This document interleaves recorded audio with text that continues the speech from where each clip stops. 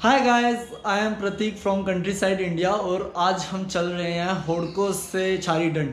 So guys, ये ride खाली 30 kilometres की थी, लेकिन ये मेरा सबसे ज़्यादा एडवेंचरस एक्सपीरियंस रहा पूरे गुजरात का। क्योंकि इसमें हम स्टार्टिंग के 20 किलोमीटर्स मेन रोड पे ही राइड थी, लेकिन उसके बाद हमें छारीडंड जाना था। और छारीडंड एक शैलो वाटर लैंड है, लेकिन उसके आसपास का जो एरिया है वो लगभग क्ले होती है और मॉनसून में वो पूरा गीला रहता है और पानी से कवर्ड रहता है, और विंटर्स में वो पानी काफ़ी कम हो जाता है, और इसीलिए वहाँ पे बर्ड वॉचिंग का बहुत अच्छा एक्सपीरियंस होता है और बहुत ज़्यादा माइग्रेटेड बर्ड्स वहाँ पे आते हैं। सो गाइस, इसी बर्ड वॉचिंग के एक्सपीरियंस के लिए हमें छारीडंड का एक पॉइंट है, वहाँ तक जाना पड़ेगा।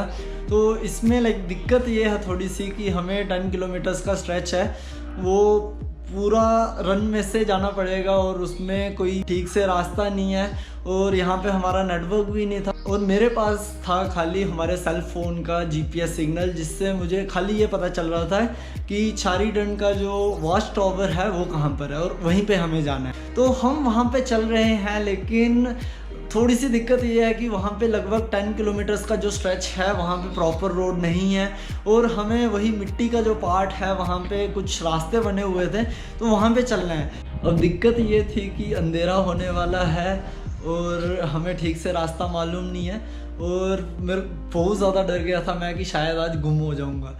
बहुत ज़्यादा रास्ते हैं, लेकिन उनमें से हमने कोई एक चुनना है, वो सही है, नहीं तो हम इस बड़े रन में कहीं गुम हो जाएंगे। तो चलो अब हम अपने छारीडंड के एडवेंचर पे चलते हैं। सो गाइस, मैं होडको से छारीडंड के लिए जा रहा था, और छारीडंड खाली 30 किलोमीटर्स है, लेकिन जो छारीडंड का कन्वेंशनल रास्ता है, जो आम रास्ता है, वो से नखत्राना से होके लोग आते हैं, लेकिन एक रास्ता होडको वाली तरफ से भी है। तो लोकल्स को वो रास्ता अच्छे से मालूम है, लेकिन कोई आउटसाइडर को, जैसे कि मेरे को वो मालूम नहीं है रास्ता। तो for 20 kilometres we have to follow the main road. तो उसके बाद कुछ अनकन्वेंशनल सी डायरेक्शंस आती हैं, और मैं काफ़ी देर वेट किया रोड पे भी कि किसी से पूछूं। तो फाइनली कि हाँ, जो एक तो लैंग्वेज बैरियर है, क्योंकि वो मेनली गुजराती बोलते हैं, कुछ हिंदी बोलेंगे, और उनकी जो साइन कन्वेंशंस है वो हमसे आमतौर पे अलग होती हैं। जैसे कि उन्होंने मेरे को बोला था कि फाटक से राइट ले लेना है, तो अब फाटक से फाटक उनका मतलब क्या, मेरा मतलब क्या है, इट्स क्वाइट डिफरेंट। सो उसी वजह से I took a shot in the dark. तो मैं ये रास्ता कि अब क्योंकि इस साइड एक ही विलेज है, तो इसीलिए मैं ये रिस्क लेके चल रहा हूँ हल्का फुल्का कि शायद अब यही रास्ता है। अब क्या ये रास्ता है कि नहीं है, इट कैन बी कंफ्यूजिंग, और क्या पता है मेरे को मेरी डेस्टिनेशन तक ले जाए। तो it's quite an adventure I must say. तो अभी की तो यही कहानी है।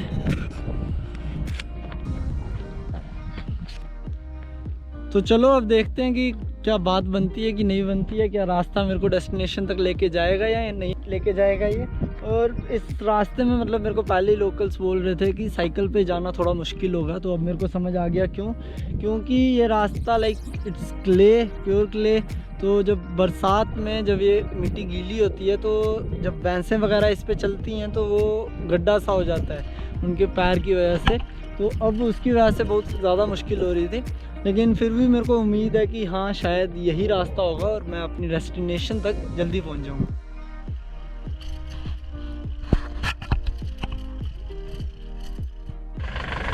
भैया, छारीडंड इसी रास्ता यही जाना है, ऐसे कुछ अलग अलग तो नहीं होगा? अलग अलग है, हो ही ना, इसीलिए पूछ रहा है। कैसे पता कैसे चलेगा? कुछ माइलस्टोन है ही नहीं भैया, है ना? अकेले हो जी। आगे कुछ गांव वगैरह रहेगा, वॉच टावर है ना वहाँ पे? ऐसा ही है नहीं, जहाँ पे वो लोहे का फ्रेम सा बना है ऊपर देखने के लिए, वो इसी रास्ते पे है। चलो ठीक है, हो जाएगा देख लेगा, रास्ता यही है लेकिन। ठीक है।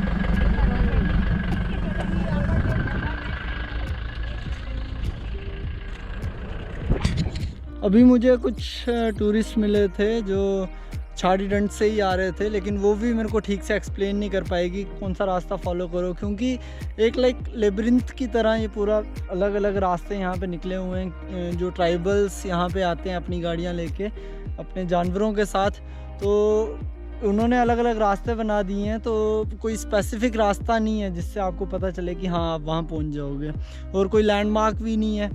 खुला मैदान है और इसी इवन साइज़ के पेड़ हैं।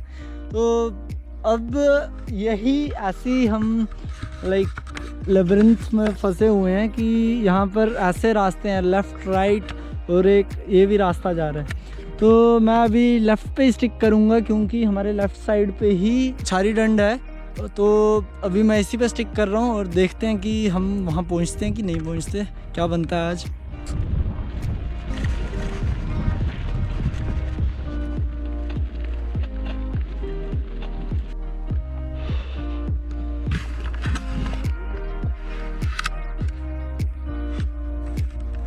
भाई हर जगह ही रास्ते जा रहे हैं यार।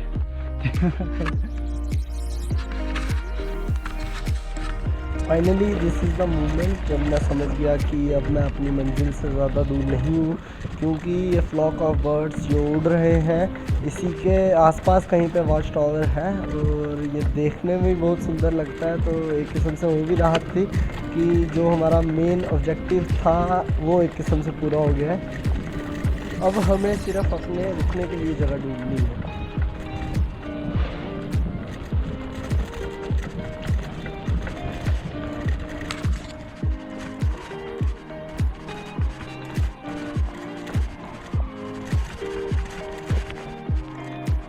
तो भाई साहब फाइनली हम पहुंच चुके हैं। यही हमारी डेस्टिनेशन थी। बीच में लैंडमार्क तो कोई नहीं था, लेकिन कुछ ना कुछ करके हम डेस्टिनेशन तक पहुंच चुके हैं।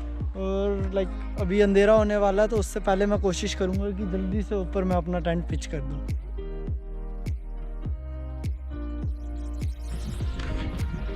सो गाइस ये हमारा लेक फेसिंग रूम आज के लिए। तो यहाँ पे हम रुक रहे हैं आज, और क्या ही नज़ारा है यहाँ पे।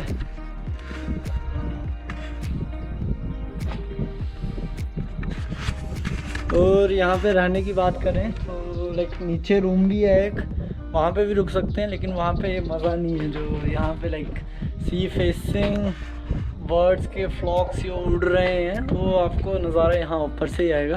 तो हवा का थोड़ा डर है क्योंकि खुला रन है, तो हवा लाइक तेज़ हवा वो चलती रहेगी। ठंडी हवा चल रही थी, आज सुबह भी ठंडी हवा थी, तो इसीलिए मैंने पूरा टैंक को कवर कर दिया, तो इससे हवा अंदर नहीं आएगी एटलीस्ट। और खाने के लिए अपने साथ लेके आना पड़ेगा। मैं भी अपना पैक खाना लाया हूँ, तो आराम से अभी अपन खाना वगैरह खाएंगे और इसका हम नज़ारा लेंगे सुबह। अभी भी हमने देखे कुछ फ्लॉक ऑफ बर्ड्स उड़ते हुए, तो बहुत ब्यूटीफुल था वो, और मैंने सुना है कि सुबह और भी अच्छा नज़ारा होता है। So let's hope for the best.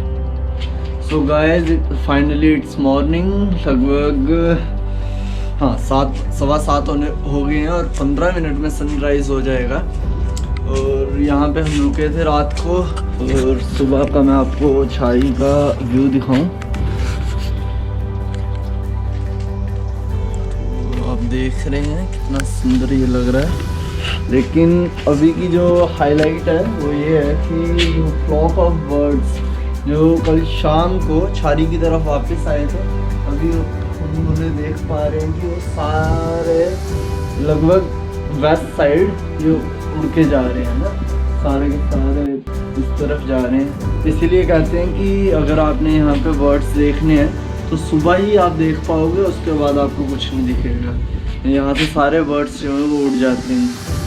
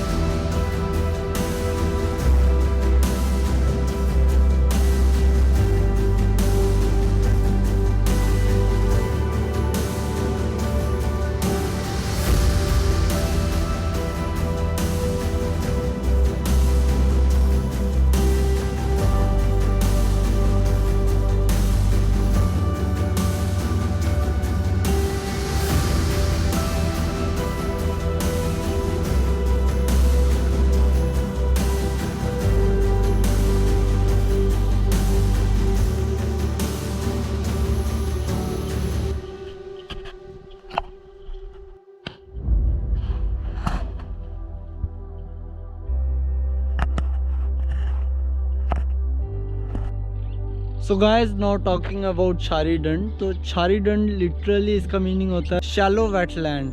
तो जब विंटर्स के टाइम पे यहाँ पे काफ़ी ज़्यादा माइग्रेटेड बर्ड्स और कुछ लोकल बर्ड्स भी उनका ये हैबिटेट बन जाता है और वो यहीं पे रहते हैं। तो जैसे कि हमने सुबह देखा था कि बहुत ज़्यादा स्टॉक्स और क्रेन्स जो हैं वो यहाँ से उड़ के जा रहे थे और शाम को वही वापस आ जाते हैं। तो वो बहुत ब्यूटीफुल लगता है, बहुत ब्यूटीफुल एक्सपीरियंस है। और थ्रू आउट द डे हम अलग अलग तरह के यहाँ पे बर्ड्स देख सकते हैं। और जैसे कि मैंने आपको बताया था कि यहाँ आने के कुछ अलग अलग रास्ते हैं। एक नखत्राना सा जो है वो हमें सीधा हम पहुँच जाएंगे। तो अगर हम होड़को से आते हैं तो 10 किलोमीटर हमें रन में चलना पड़ेगा।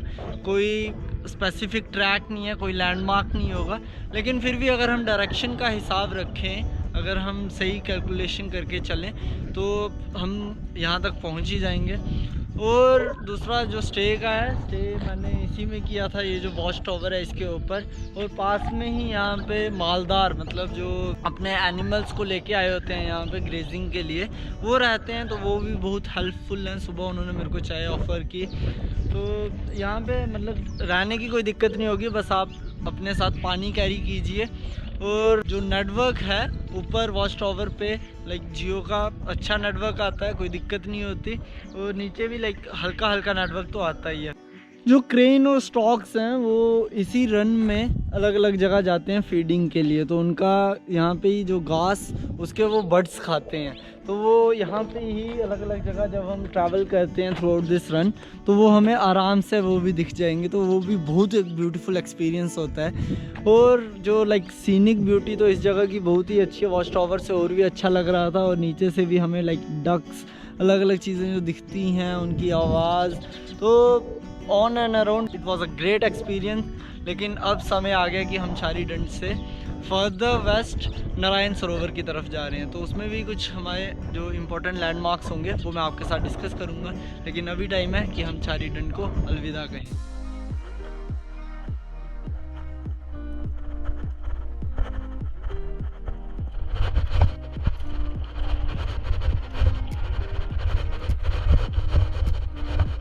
सो गाइस, छारी से राइड करते हुए 10 किलोमीटर के बाद ही मेटल रोड आया है। तो उससे पहले जब तक मड पार्ट था, जब तक रन के अंदर ही जो लोगों ने खुद रोड बनाया वो तो ठीक था।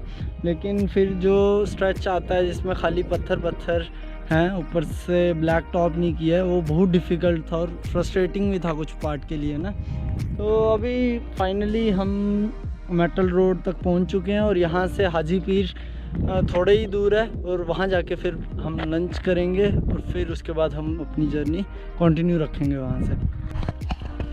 छारीडंड से जाने के बाद हम पहुँच चुके हैं रिमोट कंट्री साइट्स में। और अब हम बस रास्ते में फॉलो करते जा रहे हैं और रास्ता हमें नए नए प्रेजेंट्स दिखाता जा रहा है। इस रीजन में फूड आउटलेट्स की एब्सेंस की वजह से थोड़ी सी दिक्कत आई, वरना हमने ट्रिप को अच्छे से एंजॉय किया। सो गाइस, हम लगभग 50 किलोमीटर्स राइड कर चुके हैं छारीडंड के बाद।